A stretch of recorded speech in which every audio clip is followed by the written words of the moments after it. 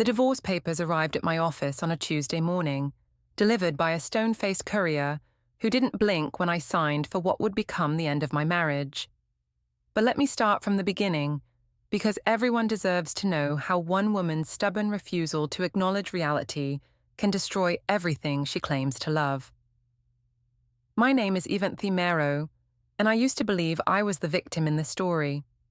The champagne glass slipped from my fingers as I watched my husband Simon's face turn stone cold across the restaurant table. What had started as a perfect birthday celebration at Downtown Bistro was rapidly becoming my worst nightmare, and I couldn't understand why he was being so dramatic about everything. "Ivanthy, you're being ridiculous," I laughed nervously, trying to lighten the mood as Kellen's hand squeezed my thigh under the white tablecloth. "It's just like old times when we were all friends in college. Remember those days, Simon?" Simon's jaw tightened as he watched Kellen lean closer to whisper something in my ear. The intimate gesture wasn't lost on anyone at our table, especially not Simon's mother Helen, whose disapproving glare could have frozen hell itself. My sister Lauren kicked me under the table, giving me an encouraging nod that said, "Don't back down now." "Those days are over, Ivanthy," Simon said quietly, his voice carrying a warning I chose to ignore. "We're married now. We have Laya to think about." Our 7-year-old daughter sat beside her father, her small hands fidgeting with her napkin as she sensed the growing tension between her parents.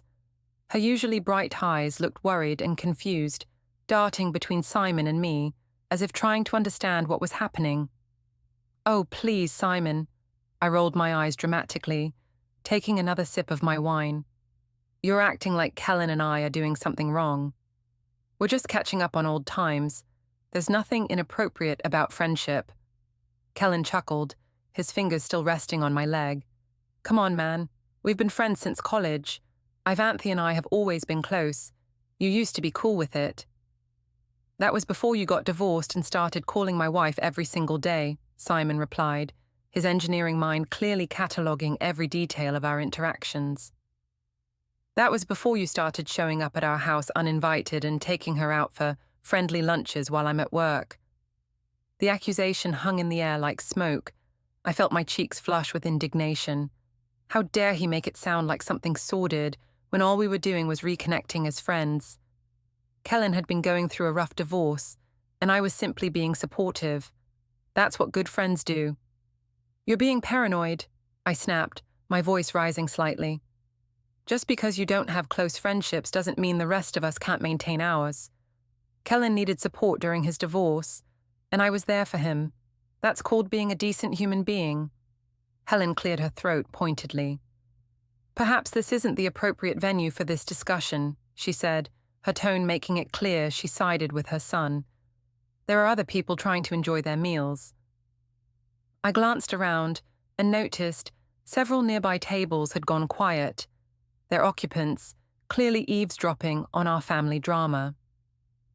The elegant restaurant, with its soft lighting and gentle jazz music, suddenly felt like a spotlight was shining directly on our dysfunction. "You're right, Mom," Simon said, reaching for his wallet. "We should head home." "No, wait," I protested, grabbing his arm. "It's your birthday dinner. We haven't even had dessert yet. Don't let your imagination ruin a perfectly nice evening." But Simon was already standing, pulling out his credit card. "Laya, sweetheart, get your jacket. We're leaving." Our daughter's bottom lip began to tremble. "Are you and Mummy getting divorced?" she asked in a small voice that broke my heart. "No, baby," I said quickly, shooting Simon a furious look. "Daddy's just having a bad day. Sometimes grown-ups have disagreements, but it doesn't mean anything serious." Simon's expression grew even colder as he signed the check. "Get in the car, Ivanthy. We'll discuss this at home." Lauren leaned over and squeezed my hand supportively. "You didn't do anything wrong," she whispered. "Don't let him make you feel guilty for having friends." As we walked toward the parking lot, Kellen fell into step beside me. "Hey, if this is causing problems, maybe I should back off for a while," he said, though his tone suggested he didn't really mean it. "Absolutely not," I replied firmly. "I'm not going to let Simon's insecurity destroy our friendship. You've been nothing but supportive during a difficult time in your life, and I won't abandon you just because my husband is feeling threatened. Simon overheard and stopped walking. Threatened? You think this is about me feeling threatened? Isn't it? I challenged. You can't stand that I have a close male friend who actually appreciates me and enjoys spending time with me. The words hung between us like a slap. Simon's face went completely blank, and I immediately knew I'd crossed a line. But instead of apologizing, I doubled down. I'm sorry if the truth hurts, Simon, but Kellen makes me feel valued and interesting. When was the last time you took me out for lunch just to talk? When was the last time you called me in the middle of the day just to hear my voice? Simon stared at me for a long moment, then turned and walked toward our car without another word. Laia hurried after him, tears streaming down her cheeks. Ivanthy, Helen said quietly, you might want to think very carefully about what you're doing. Some lines, once crossed, can't be uncrossed. But I was too angry and defensive to listen to her warning. All I could think about was how unfair everyone was being to me. The drive home was suffocatingly silent. Simon stared straight ahead at the road, while Laia sniffled quietly in the back seat. I sat in the passenger seat, arms crossed, righteously indignant about the way the evening had unfolded. How had a simple birthday dinner turned into such a disaster? When we arrived home, Simon immediately headed for his home office without a word. I heard the door close with a decisive click, followed by the sound of the lock turning. In 8 years of marriage, Simon had never locked me out of any room in our house. Daddy, Laia called softly, knocking on the office door. Are you okay? I'm fine, sweetheart, came Simon's muffled voice. Daddy just needs some time to think. Go get ready for bed, and I'll come tuck you in soon. I watched our daughter's shoulders slump as she trudged upstairs to her bedroom. The sight of her obvious distress should have been a wake-up call, but instead, I felt even more frustrated. This was all Simon's fault for making such a big deal out of nothing. An hour later, when Simon emerged from his office, I was waiting in the living room with a glass of wine and my best conciliatory smile. Look, honey, I think we both overreacted tonight, I began, patting the couch cushion beside me. Why don't we sit down and talk about this like adults? Simon glanced at me, then headed toward the linen closet. There's nothing to discuss, Ivanthy. You've made your position very clear. What are you doing? I asked, watching him pull out a pillow and blanket. I'm sleeping on the couch tonight, he said matter-of-factly. Oh, come on, I laughed, trying to keep things light. Don't be so dramatic. It was just a little disagreement. Simon stopped and looked directly at me for the first time since we'd left the restaurant. A little disagreement. You told me, in front of our daughter and my parents, that another man makes you feel more valued than your own husband does. I didn't mean it like that, I protested, though we both knew I had meant exactly that. I was just frustrated. You've been so distant lately, and Kellen has been such a good friend during a difficult time in his life. Difficult time? Simon's voice was dangerously quiet. His divorce was finalized 6 months ago, Ivanthy. How much support does one person need? I felt my defensive walls going back up. He's still adjusting to single life. It's been hard for him. I'm just being a good friend. By spending 3 nights a week at his apartment? The accusation hit me like a physical blow. I don't spend 3 nights a week at his apartment. That's a ridiculous exaggeration. Simon pulled his phone from his pocket and scrolled through what appeared to be a calendar app. Tuesday the 3rd, you were at Kellen's until 11:30 p.m. Thursday the 5th, you didn't come home until after midnight. Sunday the 8th, you spent the entire afternoon there and came home at 9 p.m. Tuesday the 10th. Stop it, I interrupted, my heart racing. You're keeping track of my whereabouts now. That's not normal behavior, Simon. That's controlling and paranoid. I'm documenting a pattern, he replied calmly. There's a difference.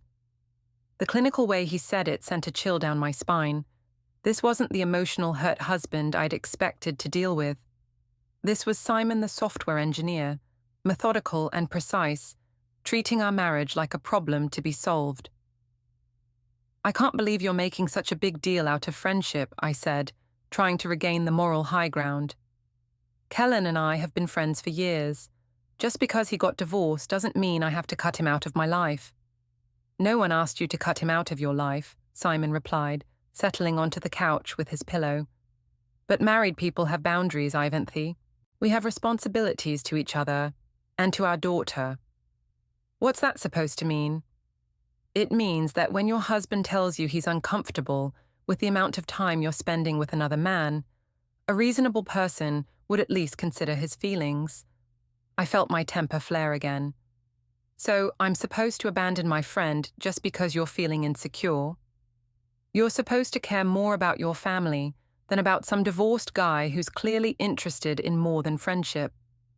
Kellen is not interested in more than friendship, I snapped.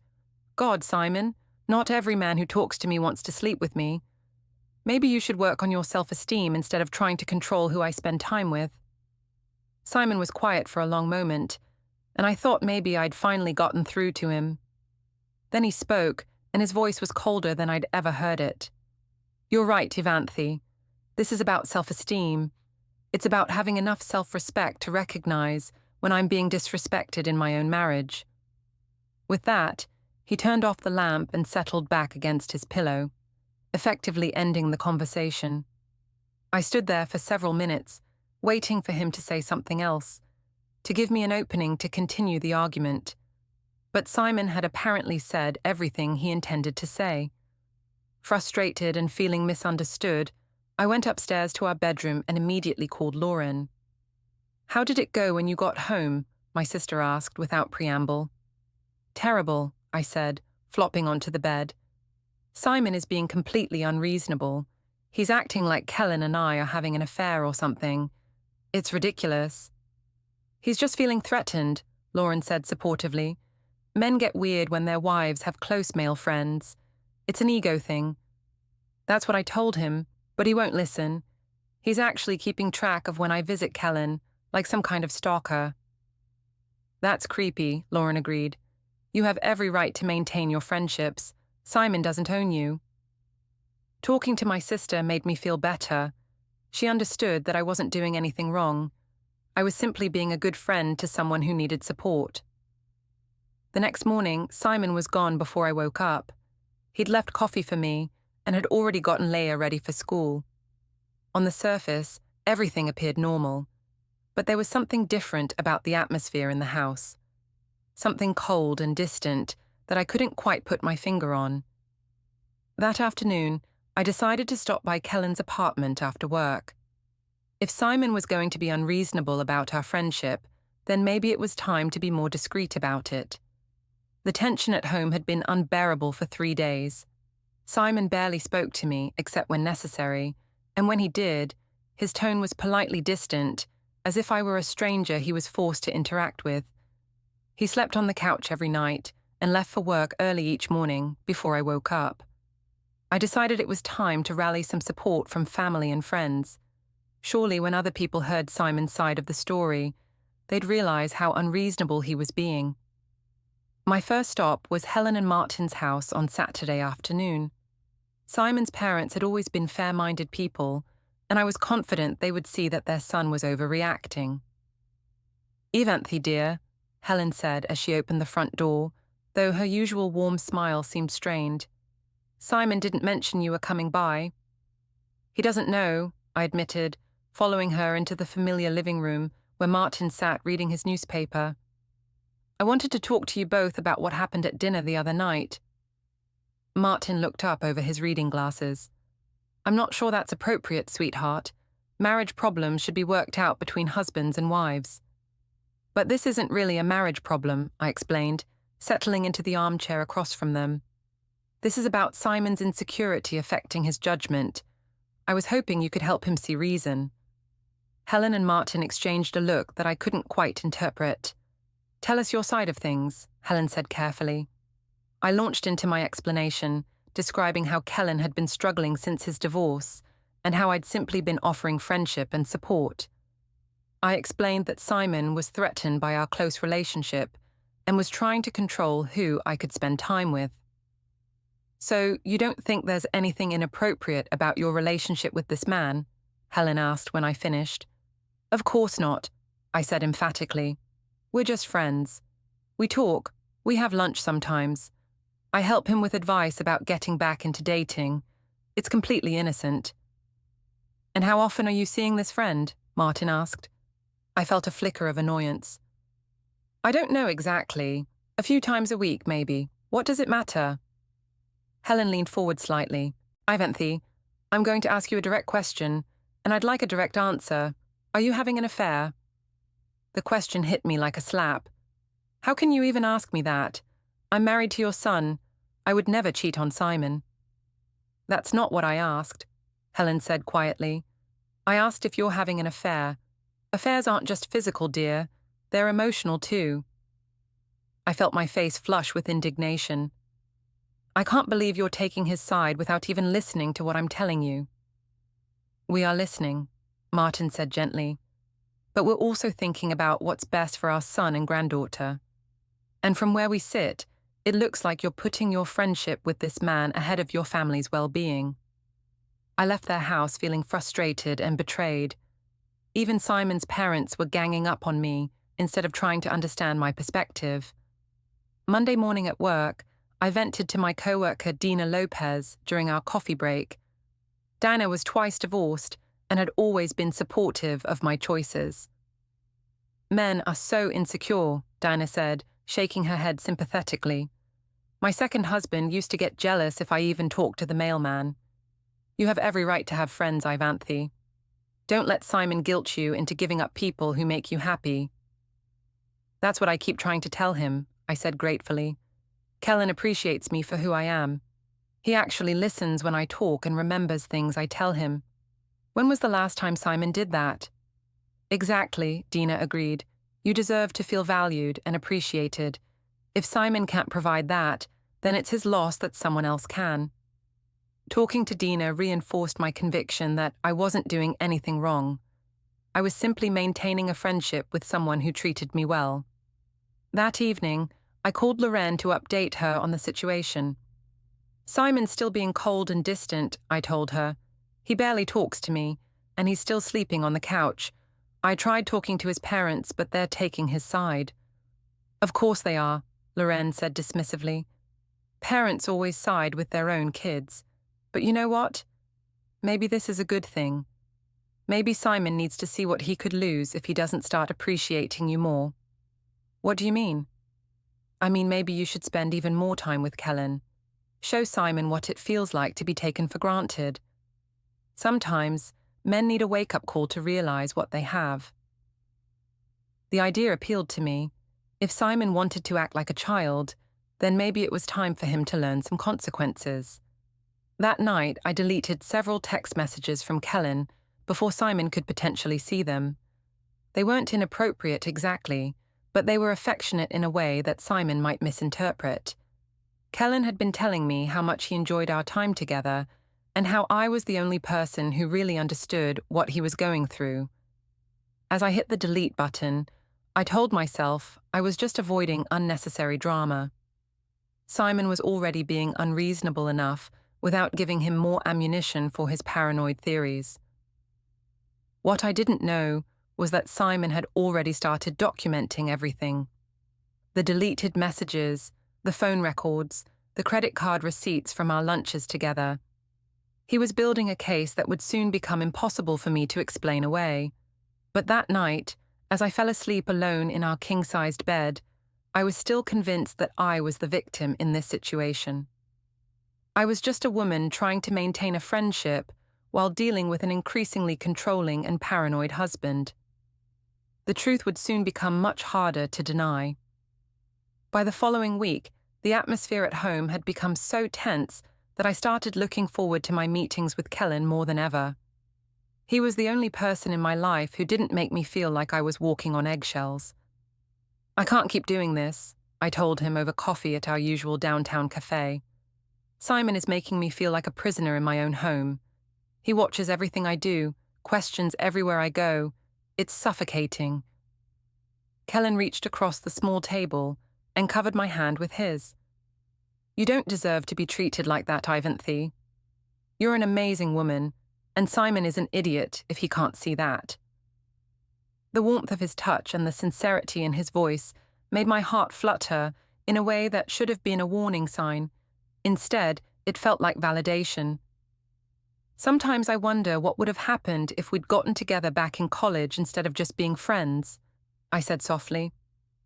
Kellen's thumb traced gentle circles on my wrist.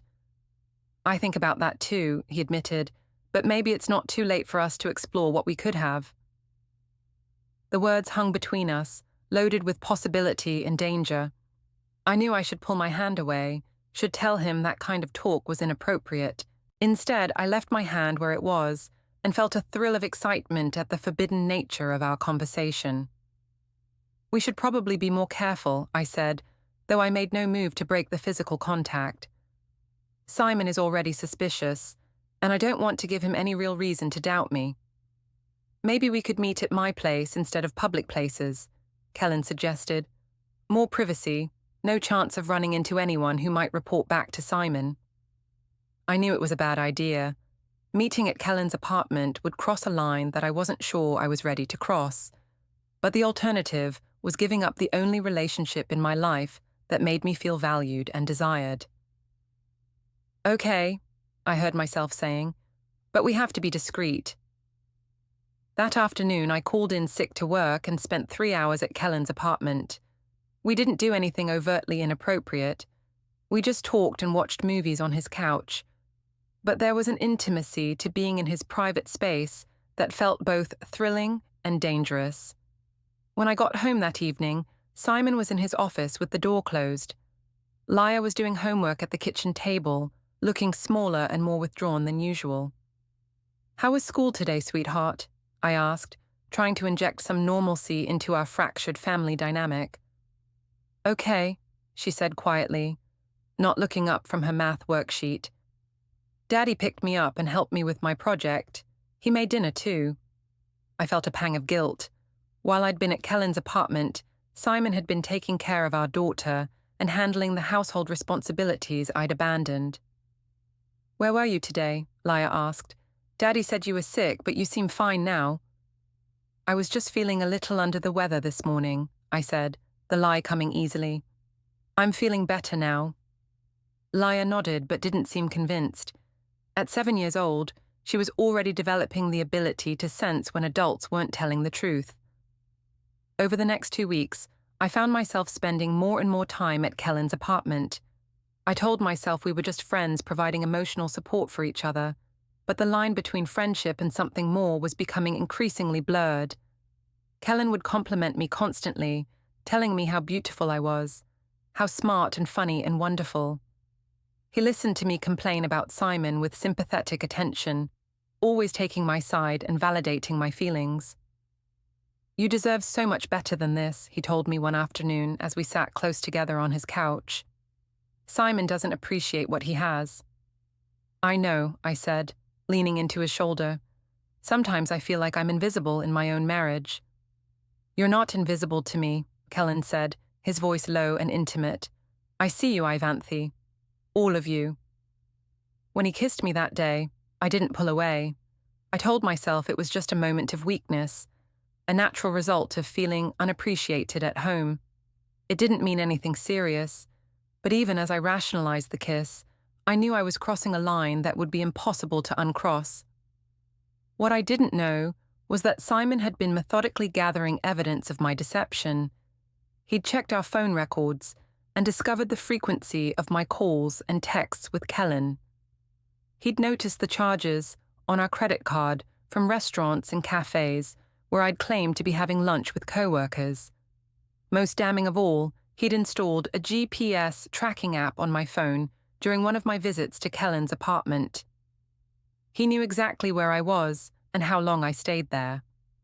The confrontation was coming, and I was completely unprepared for the level of evidence Simon had compiled against me.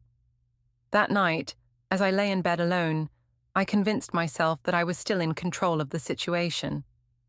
I was just a woman seeking emotional fulfillment that her marriage couldn't provide.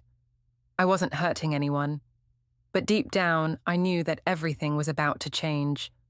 The doorbell rang at exactly 6:30 on a Tuesday evening, just as I was getting home from another dentist appointment that had actually been spent at Kellen's apartment. Simon was in the kitchen helping Laya with her homework when I walked through the front door. "How was the dentist?" he asked without looking up from Laya's math problems. "Fine," I said quickly, hanging up my coat. "Just a routine cleaning." Simon nodded slowly, still focused on our daughter's worksheet.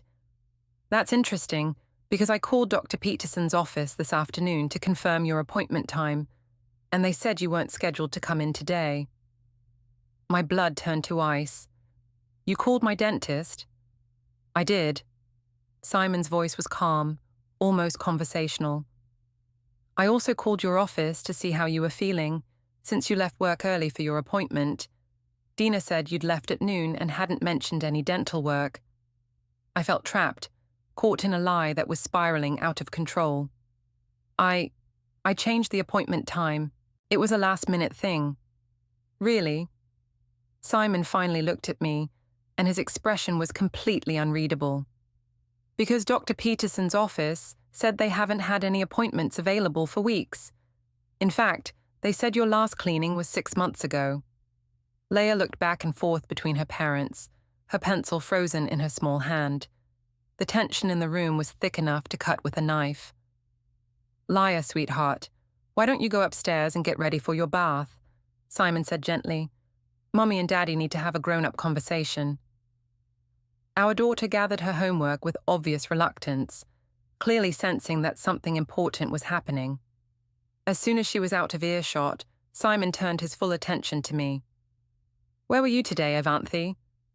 "I told you I had a dentist appointment," I said, though we both knew the lie was pointless now. "No, you didn't. Where were you?" I felt cornered and desperate.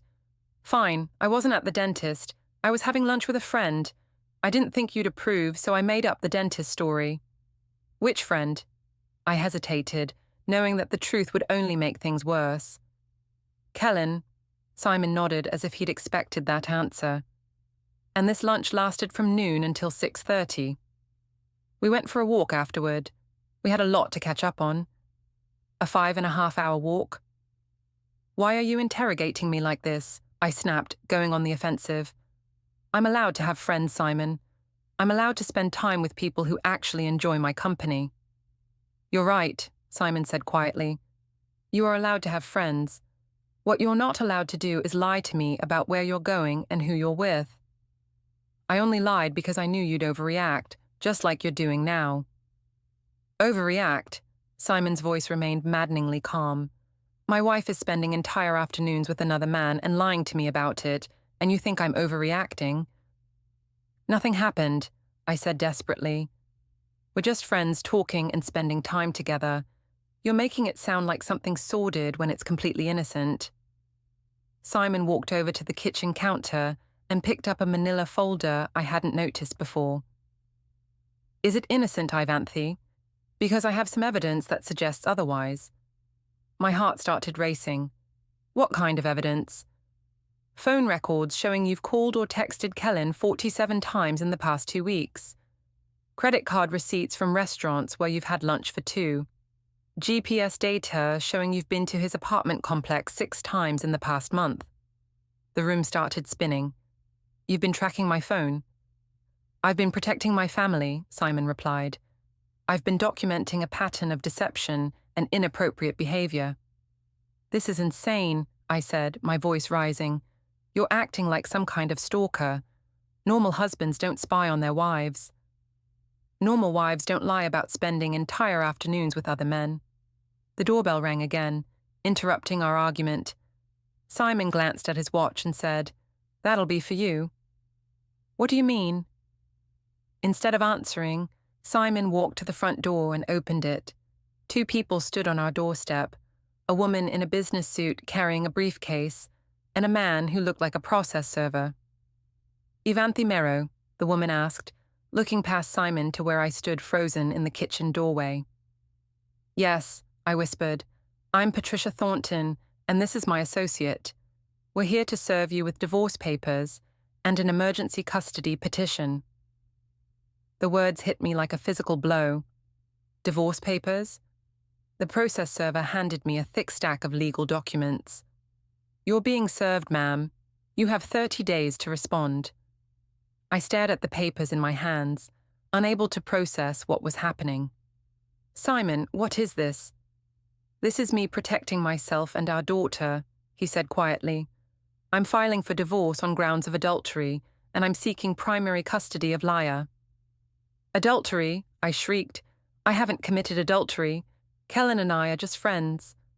Patricia Thornton cleared her throat. "Mrs. Mero, I'd advise you to obtain legal counsel as soon as possible. The evidence my client has compiled is quite extensive." "What evidence?" I demanded, though I was beginning to suspect I didn't want to know. Simon opened the manila folder and pulled out a stack of photographs. The first one showed me and Kellen kissing on his apartment balcony. The second showed us holding hands as we walked to his car. The third showed him dropping me off at the end of our street, clearly trying to avoid being seen. "How did you get these?" I whispered. "Private investigator," Simon said matter-of-factly. "I hired him 3 weeks ago when your lies became too obvious to ignore."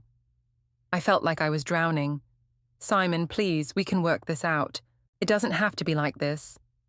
"Yes, it does," he said, and for the first time, I heard real emotion in his voice. "You made your choice, Ivanthy. You chose him over your family, lies over honesty, and your own selfish desires over your daughter's well-being." "That's not true," I protested, but even as I said it, I knew he was right. "The hearing is scheduled for next Friday," Patricia Thornton said. "I'd strongly recommend you have representation." After they left, I stood in our kitchen holding the divorce papers, feeling like my entire world had just collapsed around me. Upstairs, I could hear Laya crying, and I realized she'd probably heard everything. This was really happening. Simon wasn't bluffing or trying to scare me. He was actually divorcing me.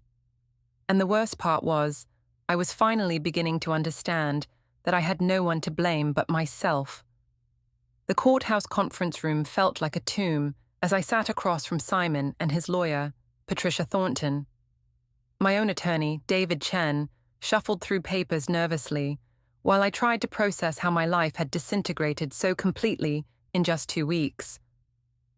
"Mrs. Mero," Patricia began, her voice crisp and professional, "my client is prepared to offer you a settlement that we believe is more than generous, given the circumstances."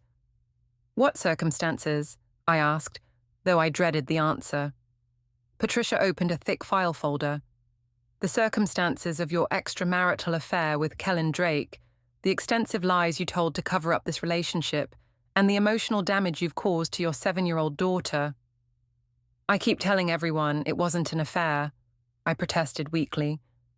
"Kellen and I are just close friends." "Close friends?" Patricia pulled out a stack of papers. "Let's review the evidence, shall we?" She spread photographs across the table like a poker hand. Me kissing Kellen on his balcony, us holding hands in his car, him with his arm around me outside a restaurant. Each image was a nail in the coffin of my marriage. "These photos were taken over a 3-week period by a licensed private investigator," Patricia continued. "But that's just the beginning." She pulled out phone records, highlighting dozens of calls and texts between Kellen and me. Credit card statements showing lunches and dinners for 2. GPS tracking data, proving I'd been to his apartment when I'd claimed to be elsewhere. "But the most damning evidence," Patricia said, "is this." She pressed play on a small digital recorder, and suddenly my own voice filled the room. "Sometimes I wonder what would have happened if we'd gotten together back in college, instead of just being friends," my recorded voice said. Kellen's voice responded, "I think about that too. But maybe it's not too late for us to explore what we could have." "We should probably be more careful. Simon is already suspicious." "Maybe we could meet at my place instead of public places, more privacy." I felt the blood drain from my face. "How did you get that recording?" "Kellen provided it," Patricia said calmly, "along with a sworn affidavit detailing the nature of your relationship."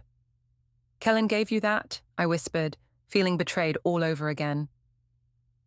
Mr. Drake was very cooperative once he understood the legal implications of interfering in a marriage, Patricia replied. He's decided to relocate to another state to avoid any further complications. The room spun around me. Even Kellen had abandoned me when things got serious. David Chen finally spoke up. My client admits to poor judgment, but this hardly constitutes grounds for losing custody of her daughter.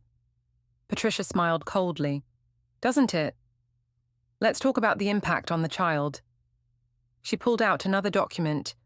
This is a report from Laya's school counselor. It details a significant decline in the child's academic performance and emotional well-being over the past 2 months.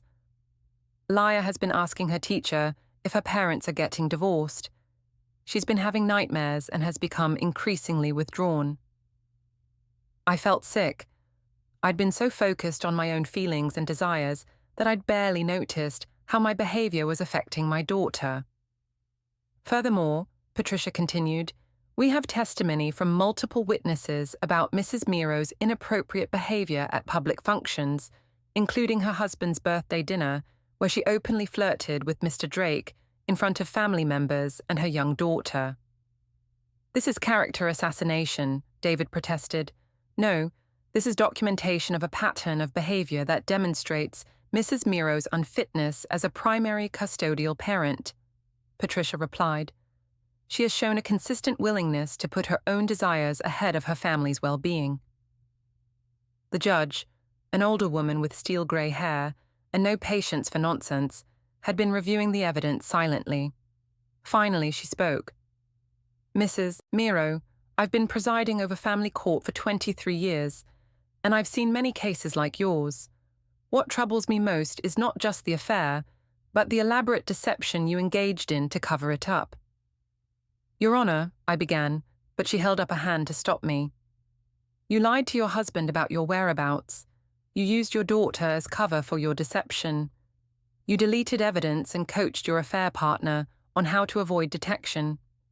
This demonstrates a level of premeditation that goes far beyond a simple mistake in judgment. I felt tears streaming down my face. I never meant for any of this to happen.